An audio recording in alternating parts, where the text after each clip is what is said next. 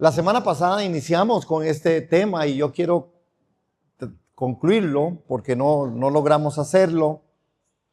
¿Qué haces aquí? Es una pregunta que el Señor hace a este hombre que estaba en la cueva, Elías. Dijimos la semana pasada y yo quiero reiterar una vez más con respecto a que las preguntas de Dios no son porque Él no sabe lo que sigue. Las preguntas de Dios no es porque Él no conoce qué es lo que está pasando o aconteciendo. Las preguntas de Dios tienen un propósito muy objetivo. Cuando uno revisa en las Escrituras las preguntas que aparecen en la Biblia que Dios ha hecho, siempre tienen esa connotación. La pregunta es para darnos a nosotros la oportunidad, la posibilidad de una respuesta como sus hijos, como seres humanos. Dios siempre ha preguntado. Por ejemplo, en el Edén le pregunta a Adán y a Eva, ¿dónde están? Es extraordinariamente impresionante poder ver las respuestas cuando hay preguntas de Dios, porque casi siempre la oportunidad que Dios quiere es que nosotros respondamos. Adán le preguntó y a Eva, ¿dónde están? Sin embargo, Adán no contestó. Adán dijo cualquier otro montón de cosas menos dónde realmente estaba. En este caso, a Elías le pregunta, ¿qué haces aquí, Elías? Y la respuesta de Elías es una respuesta que todavía no ha terminado. Porque Elías no le responde al Señor. Elías le argumenta. Y eso es lo que pasa con nosotros. Entonces, tenemos que ver como un gran objetivo en esta mañana que cuando Dios nos pregunta a nosotros, Él quiere una respuesta de nuestro corazón. Que nosotros respondamos a la voz de Dios, que respondamos a las Escrituras. Cuando la palabra del Señor viene y nos confronta, viene y nos bendice, viene y trabaja con nosotros, que nosotros entendamos que Dios nos está dando la oportunidad de una respuesta. Porque para Dios es importante, aunque Él todo lo sabe, aunque Él todo lo ve, aunque Él todo lo conoce, que usted y yo le digamos. Por eso también la Escritura anuncia de diferentes formas que el que confiese con la boca y cree en el corazón que Jesucristo es el Señor, este es salvo. ¿Por qué? Porque Dios siempre quiere que nosotros le digamos. También la Escritura, por otro lado, dice en respuesta de las respuestas que Dios quiere. Bueno, el que realmente, si usted quiere, pida y se le os dará. Pero Dios dice, pidan, porque es parte del proceso en lo que Dios quiere que nosotros respondamos. Amén, estamos aquí. Por eso la pregunta es importante, hermano. No porque Dios no sepa, sino porque Dios quiere saber qué hay en tu corazón. Entonces la pregunta en esta mañana es, ¿qué haces aquí? Pregúntale al hermano que está a la par, ¿qué haces aquí? Porque aquí venimos a un propósito. A la iglesia nos juntamos y nos congregamos por un propósito. Porque la palabra del Señor dice que hay que congregarnos.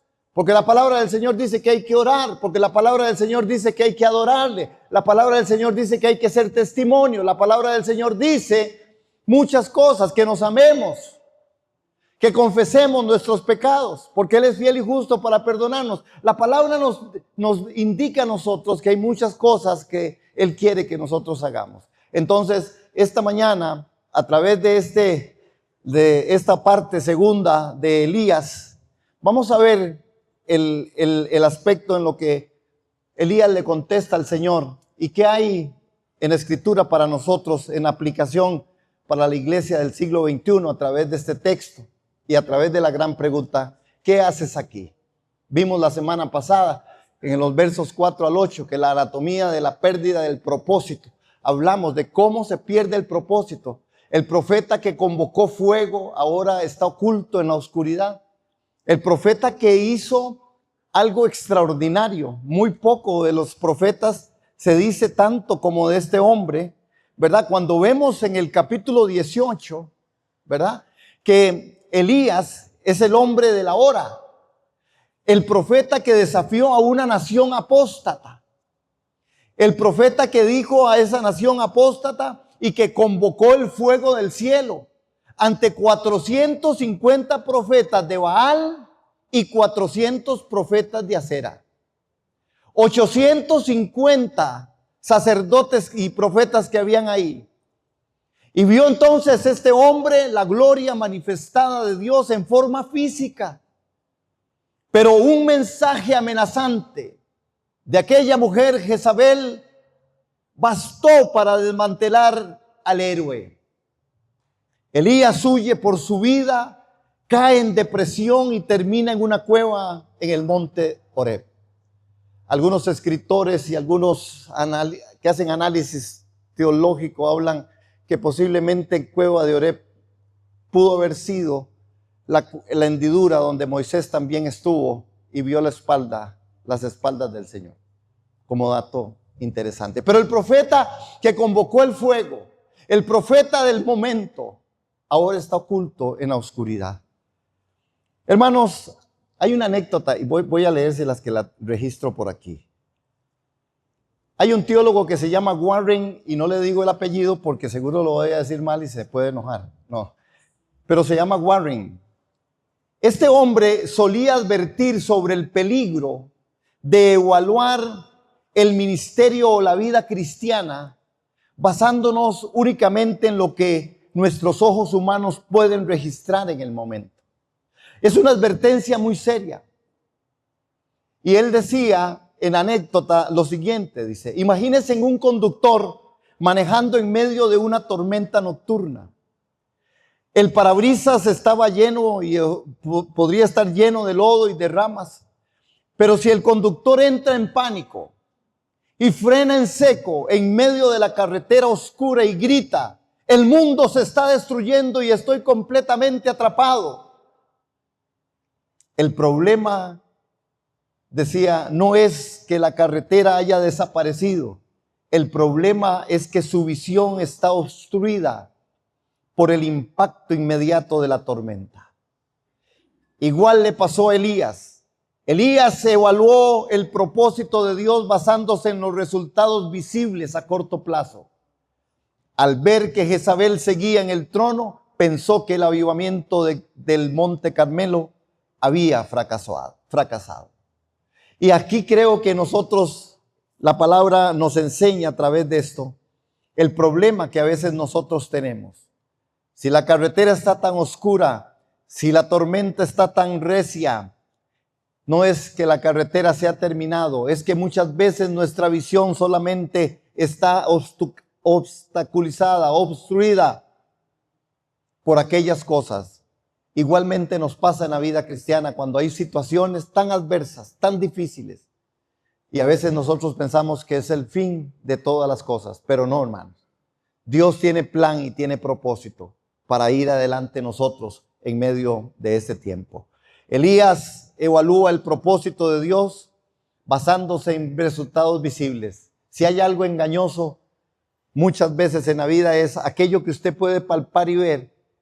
Y si usted se toma de esto y solamente dice: esto es lo que yo quería, esto es lo que yo pensé que era, cuando esto no llegue, posiblemente usted va a sufrir una decepción. Dios siempre está. Y aquí lo vemos en este relato. Pasó la tormenta y vinieron los rayos, y en el silbo apacible, que lo vamos a ver hoy también, Él aparece en medio de esto. Por eso necesitamos nosotros evaluar y reevaluar. ¿Qué estamos haciendo? ¿Cuál es nuestro objetivo? ¿Cuál es nuestro propósito? Porque si nosotros perdemos el propósito, de verdad vamos más allá del fracaso. Evaluar el propósito eterno de Dios por los resultados visibles del momento es la receta perfecta para perder el rumbo. Si yo no entiendo el plan y el propósito de Dios, y si yo lo evalúo solamente por lo visible del momento, hay una perfecta pérdida del rumbo. Hay algo, y lo vuelvo a decir, engañoso. Es lo que usted puede palpar con sus ojos naturales, porque no siempre, ni son de Dios las cosas, ni Dios está siempre en todo esto. Hay situaciones donde usted tal vez ni puede ver, ni siente nada, pero Dios es un Dios que está trabajando en lo interno, porque su propósito va más allá de lo que yo pueda evaluar desde mi perspectiva mental o mi perspectiva de visión. Amén, hermanos. La interrogante que rompe el silencio en medio de esto es, hermanos, lo que este hombre dice. Y vea, en 19:4, en Primera Reyes, vea que Elías evalúa el propósito por resultados visibles y se pierde el rumbo. No soy yo mejor que mis padres, dice. Ve, hermanos, este hombre le dijo, Señor, máteme. No podía entender. Un hombre que pudo ver, usted sabe lo que es ver 400 y resto de un lado, de los de 400 de Acera y 480 y resto de Baal, y poder ver ese fuego que caía del cielo. Solo imagínense ustedes lo impresionante que pudo ser. Sin embargo, cuando se evalúa el propósito por el resultados visibles, es perder el rumbo. El éxito a los ojos de Dios es la fidelidad, no el resultado visible. Dios nos señala a nosotros que Él es fiel y que Él seguirá siendo fiel, y que nosotros, la invitación es que seamos fieles. Dice, sean fieles, que nosotros necesitamos ser fieles a pesar de allá, porque no es por vista, es por fe, y la fe es algo contundente para Dios. Es entender las cosas que no se ven como si sí fueran. Es comprender y abrazar la verdad de Dios en momentos duros, difíciles, y en los momentos más alegres, entenderlo también como parte de Dios. Entonces, el éxito a los ojos de Dios es la fidelidad, no un resultado visible siempre. Por supuesto, Dios hace prodigios, señales y milagros. Vamos a ir a 19:9, que es lo que hoy nos va a ocupar, del 9 al 15, ahí dice el 13, porque hay un eco divino en la cueva. ¿Qué haces aquí, Elías? Y vean qué tremendo, porque 19 de Primera de Reyes, capítulo 19, en el versículo 9, dice, allí entró en una cueva y pasó en ella la noche, y vino a él la palabra del Señor y le dijo, ¿qué haces aquí, Elías? Y él respondió, he tenido mucho celo por el Señor, Dios de los ejércitos, porque los israelitas han abandonado tu pacto, han derribado tus altares y han matado a espada a tus profetas. He quedado yo solo y buscan mi vida para quitármela. Entonces el Señor, verso 11, le dijo, sal y ponte en el monte delante del Señor. En ese momento el Señor pasaba y un grande y poderoso viento destrozaba los montes y quebraba las peñas delante del Señor, pero el Señor no estaba en el viento. Después del viento un terremoto, pero el Señor no estaba en el terremoto. Después del terremoto un fuego, pero el Señor no estaba en el fuego. Y después del fuego un susurro, el susurro de una brisa apacible. Verso 13, cuando Elías lo oyó, se cubrió el rostro con un manto y salió y se puso a la entrada de la cueva. Y una voz vino a él y le preguntó, ¿qué haces aquí, Elías? Verso 14, entonces él le respondió, he tenido mucho celo por el Señor Dios de los ejércitos, porque los israelitas han abandonado tu pacto, han derribado tus altares y han matado a espada a tus profetas. He quedado yo solo y buscan mi vida para quitármela.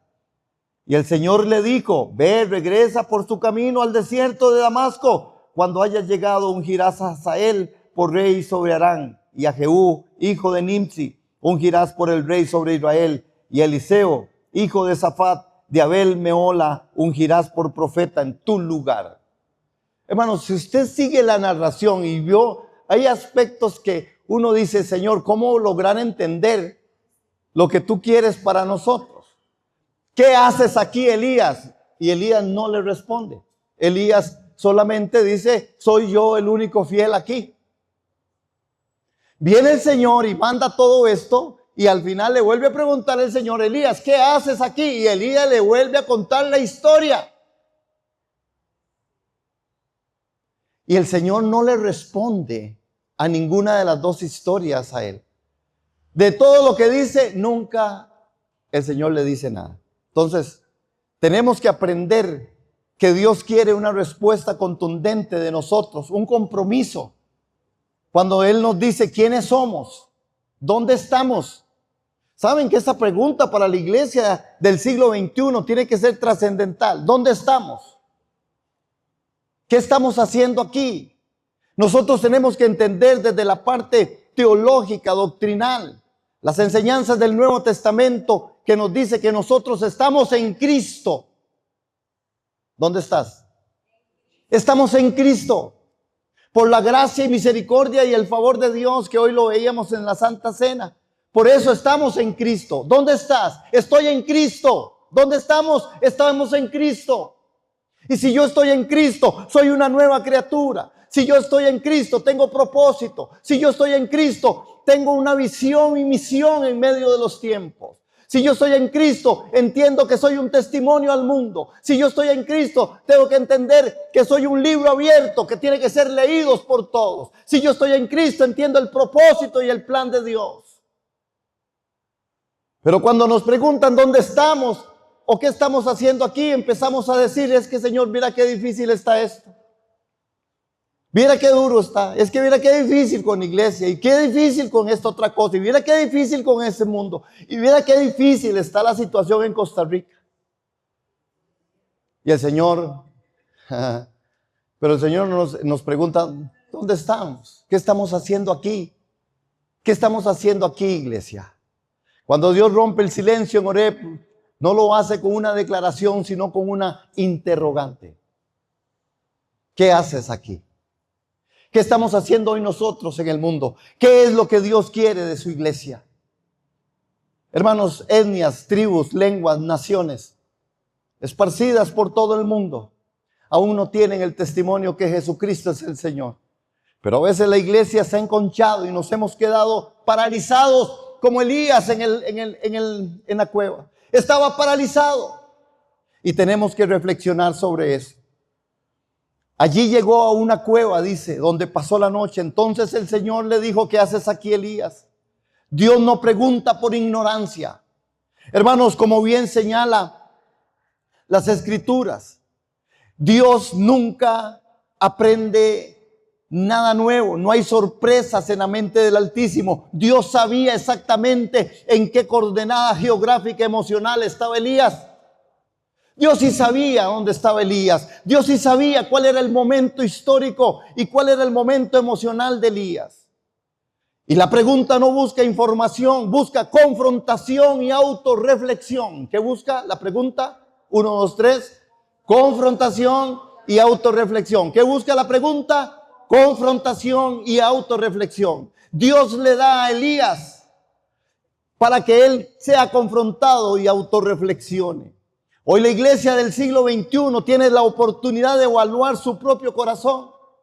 Hermanos, Dios desea saber qué creemos, qué pensamos y cómo procesamos la realidad después de haber sido testigos de su poder. Dios sí quiere saber cómo se siente usted después de haber sido salvo. Dios sí quiere saber cómo me siento yo y qué estoy haciendo yo después de haber recibido el Espíritu Santo. Dios sí quiere saber cómo estoy viviendo mi vida cuando sé que Él me ha librado de la muerte, me ha librado de principados y de potestades. Dios sí quiere saber cómo me siento y cómo estoy viviendo mi vida después de que Él hizo una obra perfecta. Dios sí quiere saber qué está haciendo usted con su vida, con los dones espirituales. ¿Qué estoy haciendo yo con mi vida, con mis dones espirituales? Con mi llamado. Dios sí quiere saberlo. Por eso no es una declaración, es una interrogante, es una confrontación y una autorreflexión. Amén. Hay una parálisis que parece que la iglesia del siglo XXI, esta iglesia del tercer milenio, hemos visto una salvación mucho más grande que el fuego del Carmelo. Hemos visto el milagro eterno de la cruz del Calvario. Fuimos lavados con la sangre del Hijo de Dios. Sin embargo, ante el avance de las ideologías anticristianas, la destrucción de la familia, la contaminación del mundo, y la iglesia sufre la misma parálisis que Elías. Amén. Ay de mí. ¿Qué hacemos mientras las ideologías anticristianas destruyen a la juventud? No solo a la juventud. Aquí está mi hija, tengo que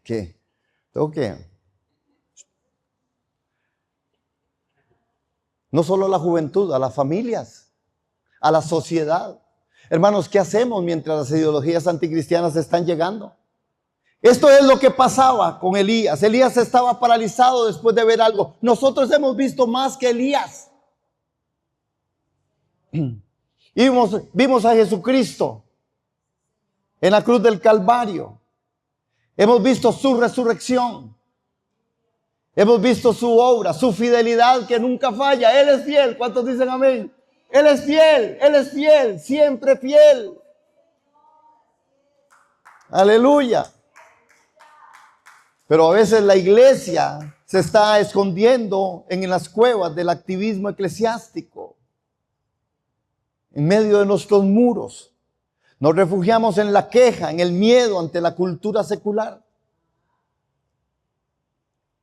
Hay que preguntarnos hoy, ¿dónde está y cómo está? Nuestra fe está paralizada por el temor al ambiente que nos rodea. Olvidamos que el poder que operó en la cruz es mayor que el sistema del mundo. No fuimos lavados en el Calvario para vivir en una parálisis de autocompasión. Nosotros hemos nacido de nuevo para predicar. No me avergüenzo del evangelio porque es poder de Dios para salvación. Amén.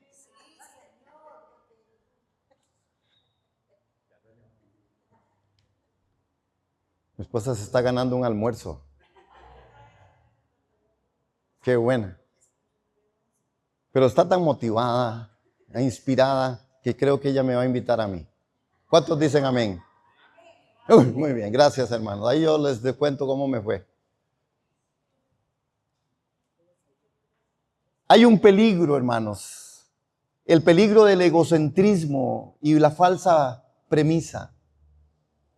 Primera de Reyes, capítulo 19, verso 10. Vean qué dice el verso 10. Vean que es algo que en lo que nosotros pudiéramos estar también involucrados.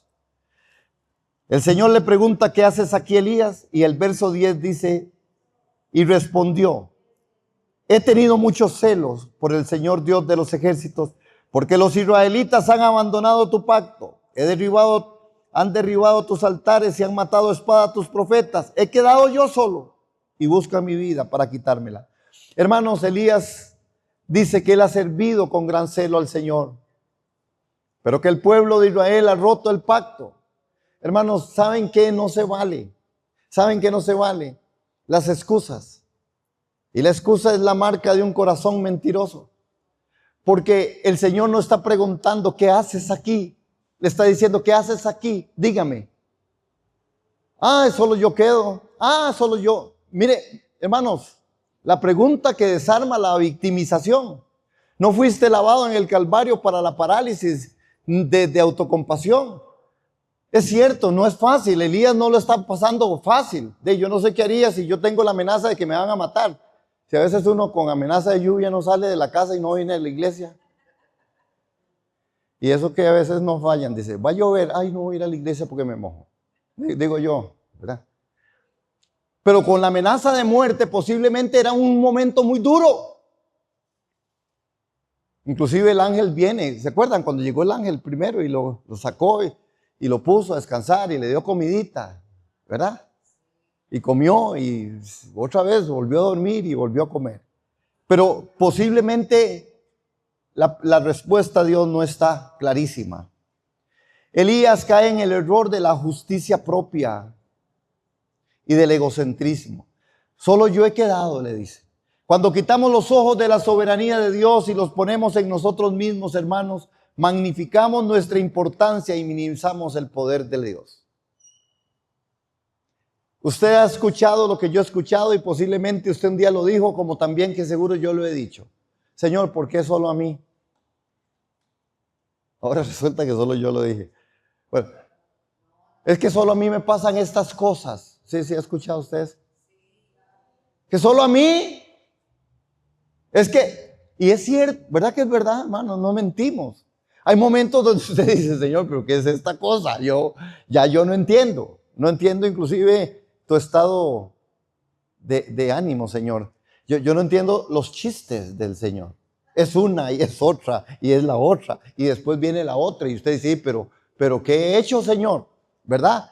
Es momento, si hay momentos así en nuestra humanidad, es verdad, pero que nosotros, el Señor nos guarde y nos libre de caer, hermanos, en magnificar nuestra importancia y minimizar el poder divino. Porque está bien, yo lo he hecho, me he dicho, Señor, pero ¿qué fue? ¿Qué hice? Perdón. Y a mí me ha pasado, y seguro a usted también. Pero que no magnifiquemos nuestra importancia y minimizamos el poder divino. Yo puedo decir, Señor, sí, Señor, pero no entiendo una y otra y la otra, ¿verdad? Pero agregar de todo corazón con humildad, Señor, pero no estoy solo. Tú estás conmigo, yo lo sé, Señor. Yo sé que tú todo lo puedes, Señor, ayúdame. Mi oración, Señor, yo creo que a mí me cuestan tantas cosas, Señor, pero yo sé que usted está conmigo. Entonces, el Señor en su misericordia a veces, o casi siempre, o siempre, nos da esos espacios. Pero sí, tenemos que hacer la gran diferencia. ¿Cuántos estamos aquí con eso? Sí, hay que hacerla, hermanos. Hermanos, Dios destruye el argumento egocéntrico de Elías unas líneas más adelante. Vean 19:18. 19:18. Vean lo que el Señor le dice. El Señor le dice, sin embargo, preservaré a otros 7,000 en Israel, dice el Señor, quienes nunca se inclinaron ante Baal ni lo besaron. Hermanos, nos recuerda la Escritura, la doctrina de la preservación divina. Que la supervivencia de la verdad en la tierra no depende del celo humano del profeta, sino del decreto soberano de Dios. Dios es soberano. Dios siempre ha tenido, tiene y tendrá remanente fiel. Amén. Dios tiene y tendrá y siempre lo ha tenido y lo sigue teniendo y tendrá un remanente fiel. No estamos solos. Amén. La iglesia no está huérfana. Hermanos, no está huérfana. Dios va delante de nosotros. Nosotros sí tenemos que tener una advertencia y es cuidar de la ceguera espiritual de creer que todo depende de nuestras fuerzas. Ahí es donde caemos en el problema. A veces pensamos que todo depende de nosotros. A veces pensamos que si yo no estoy, entonces la cosa no funciona. No, al contrario, el día que usted deje de predicar, verá qué bonito va a estar el culto. ¿Cuántos dicen amén? Ajá, los que dijeron amén quedaron anotados. Ahí nos anotaron anotados para los próximos domingos y el pastor va de vacaciones. Está bonito. La respuesta del silbo apacible, hermanos. La respuesta del silbo apacible es el misterio de la restauración. El silbo apacible muestra que su gracia opera en la quietud de su palabra. El silbo apacible es esa respuesta de Dios en la gracia que opera en la quietud. Cuando viene el silbo apacible, este hombre es restaurado. En los versos 11 y 12 de capítulo 19, vea que en el 11 y en el 12 es donde viene el silbo apacible de Dios. El Señor le dijo, sal y ponte en el monte delante del Señor. Y pasaron los grandes y poderosos vientos, y pasaron las tormentas, y pasaron después el terremoto, pero llegó el silbo apacible, después el susurro de una brisa apacible. Hermanos, nosotros estamos entendiendo y necesitamos comprender cómo Dios, por eso nos está preguntando, ¿cómo estamos nosotros? ¿Qué estamos haciendo de nuestra vida cristiana? Elías estaba acostumbrado al fuego, al estruendo y a las grandes demostraciones públicas. El Carmelo fue un reflejo, el Monte Carmelo fue el reflejo de eso. Pero Dios le enseña que su gracia y su poder restaurador operan a menudo en la quietud, en lo profundo, a través de su palabra. Hermano, a veces usted no sabe ni de dónde ni cómo. Y cuando usted sintió, llegó y pasó aquello. Aquella gran tormenta, hermanos, la que usted se había imaginado en su mente. Aquella gran crisis que usted tenía, que lo frustraba, que lo hacía sentir mal. Y de un pronto a otro Dios viene y así hace. Y usted dice, no sé cómo pasó, pero ya pasó. Amén, hermanos. Eso es lo hermoso, el misterio de la restauración. Dios es un Dios que sabe restaurar.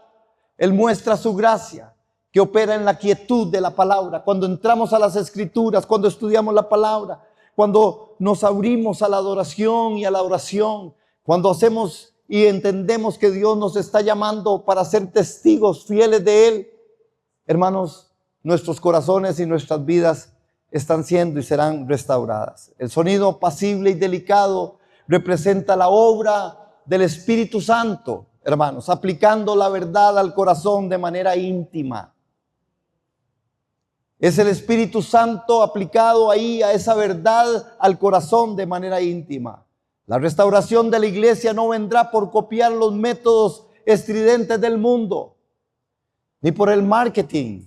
Hermanos, no va a venir así, sino por volver a la predicación de la cruz, por volver a la predicación de la palabra, por volver a la quietud de la dependencia de Dios, por volver a la gracia que opera en quietud en la palabra escrita, bien argumentada, estudiada, orada. Ahí está nuestro reposo, ahí está nuestro momento. Y en medio de tormentas, lo más importante es que nosotros recordemos que no estamos solos, que el Señor es nuestro buen pastor, que a nosotros nada nos faltará, que aunque vivamos en el valle de la sombra de la muerte, su vara y su cayado nos infunden el aliento. Que oramos también por nuestras familias, los que están pasando procesos difíciles de enfermedad. Nos recordamos de Yadi, estemos orando por Yadira. Estemos orando por los hermanos que están en cualquier momento de aflicción, por doña María. Oremos por los hermanos que están pasando, hermanos, para que el Señor venga con esa restauración, con ese silbo apacible de su gracia y los sorprenda en el nombre de Jesús. Amén. Hay poder en su palabra. Finalmente su palabra destruye la parálisis de Elías mediante un mandato directo implacable. Y me encanta porque el Señor nunca le responde el berrinchillo, sino que le da una orden. Y creo que esto es importante, que en esta mañana nosotros logremos colocarnos en esto. Hermanos, Dios no mima la depresión de Elías, que estaba basada en autocompasión. No, le da una orden directa e implacable. Regresa por el mismo camino. Qué tremendo es Dios cuando le pregunta al profeta y el profeta no le contesta, porque el Señor dice, bueno, yo no quería contestarle, pero le voy a contestar. Elías, ¿qué haces aquí cuando usted debiera estar camino a ese otro lugar? ¿Qué hacemos a veces como cristianos cuando no estamos haciendo la obra a la que Dios nos ha mandado hacer? Hermanos, a veces es un púlpito, pero muchas veces es el compañero de trabajo, el que pueda leer en nosotros, porque el mundo ya no lee la Biblia, pero sí puede leerte a ti como cristiano. ¿Pero qué está leyendo el mundo? ¿Aló? Finalmente la palabra destruye la parálisis de Elías y le da un mandato, hermanos. Regresa por el mismo camino. Ahí está en el versículo 19, capítulo 19, versículo 15. El Señor le dijo, estamos ahí, hermanos, el Señor le dijo, ve, regresa por tu camino al desierto de Damasco, y cuando hayas llegado ungirás a Hazael por rey sobre Aram. Vaya para allá, ese es su mandato. Ahí es donde usted tiene que estar. Señor, pero sácame de esto. Señor, pero... El Señor le dice, no, vaya allá, que tengo un problema que usted va a tener que resolver. Porque Dios nos da la oportunidad, porque Dios es un Dios de posibilidad, de oportunidad. Hermanos, el privilegio del servicio, el privilegio de servir es un privilegio. Esto es un privilegio, lo que yo hago aquí es un privilegio. Es un privilegio. Lo que usted y yo hacemos como hijos de Dios, como cartas leídas por muchos, es un privilegio. Y así tenemos que tratarlo y trabajarlo en nuestra vida. Hermanos, el remedio de Dios para el desánimo no es el aislamiento, es el servicio y la obediencia. Pero esto es lo que pasa muchas veces con nosotros. cuando estamos en un asunto y en una situación adversa, lo que hacemos es que, hermano, no lo he vuelto a ver, sí, hermano, es que mira qué mal que le ha estado pasando. ¿Y dónde está? Estoy en mi casa, es que ya yo no. No, hermanos, hay que exponernos a la palabra, hay que exponernos a los criterios de Dios. Realmente no es el aislamiento, es el servicio y la obediencia. Si te sientes paralizado, hay que despertar. Hay que salir de la cueva. Hay que salir de la autocompasión. Sí, hermanos, hay momentos duros, difíciles, arduos. Hay momentos muy rudos en la vida de las personas. Pero el Señor está hoy exhortándonos y animándonos a decirnos, ¿dónde estás? Él nos quiere en el camino. Él nos quiere en el camino. Regresa por el mismo camino. Regresa por el mismo camino. Lo que a usted le ha decepcionado y le ha defraudado a veces de la forma en que la iglesia pudiera ser. Lo que a usted le ha decepcionado, defraudado en los dones espirituales cuando usted ha estado en el servicio. Regresa a ese camino. Pongámosle de frente nuestra cara al viento y digámosle, Señor, yo quiero regresar al camino. La palabra de Dios destruye la inercia de la cueva. Es la palabra la que nos va a poner en perspectiva. Es que eso es muy duro, muy difícil. A mí ya no me vuelven a agarrar. Ya yo no vuelvo más. Yo servir. Vuelva al camino. Vuelva a servir. Para que me vuelvan a dar. Sí, para que le dieron por aquí. Para que le den por aquí. El Señor no nos deja solos. Vuelve. Ve y vuelve por el camino. Hermanos, es retornar al propósito. Hay un Eliseo que debes discipular. Hay que despertar. ¿Qué hacemos aquí? Hay un Eliseo que debe discipular. Tenemos que dejar la parálisis. Hermanos, ¿saben que en el mundo muere gente? Gente que va camino al infierno porque no saben que Jesucristo es el Señor. ¿Y quién tiene que predicar la palabra sino nosotros? Nosotros somos los que tenemos que decirle al mundo, Jesucristo es suficiente. Jesucristo es el Señor. Hay que retomar el propósito en dependencia de Dios. El remedio de Dios para el desánimo no es el aislamiento, es el servicio y la obediencia. Dios no está sacando hoy nuestra propia justicia, nos está sacando de nuestra propia justicia y de nuestros caminos de comodidad. El pueblo, al hacerlo solo, Él necesita que nosotros terminemos aquellas cosas que Él nos ha puesto como propósito para que fueran concluidas. Es tiempo de decir no al desánimo. Hermanos, Él desea usar a la iglesia. Quiere usar tu vida. Él quiere usar tu familia. Él quiere usar tu profesión. Él quiere usar tu trabajo cotidiano para manifestar su reino. Amén. Hoy es un gran día y ser confrontados por Dios es una muestra inmerecida de su gracia. Cuando la palabra nos confronta, no lo merecíamos, pero su gracia es suficiente. Su gracia. Cuando Dios viene y nos hace preguntas, es por pura gracia, hermanos. Que Dios nos tome en cuenta es por pura gracia. Que Dios nos tome en cuenta para hacer y servir de cualquier manera. Ustedes hoy estando aquí, orando, estando, dando, otros cantando, otros manejando todos estos aparatos, otros predicando. Hermanos, todos estamos siendo parte del cuerpo. Es un privilegio, porque no es mayor esto que yo hago a lo que usted hace viniendo, obedeciendo a Dios, cantando, adorando, orando, dando de lo que Dios nos da. Amén. Todos hacemos nuestra parte. ¿Cuál es más importante? Todas. ¿Cuál es la más necesaria? Todas. Usted es parte del cuerpo. Usted está haciendo la obra del ministerio.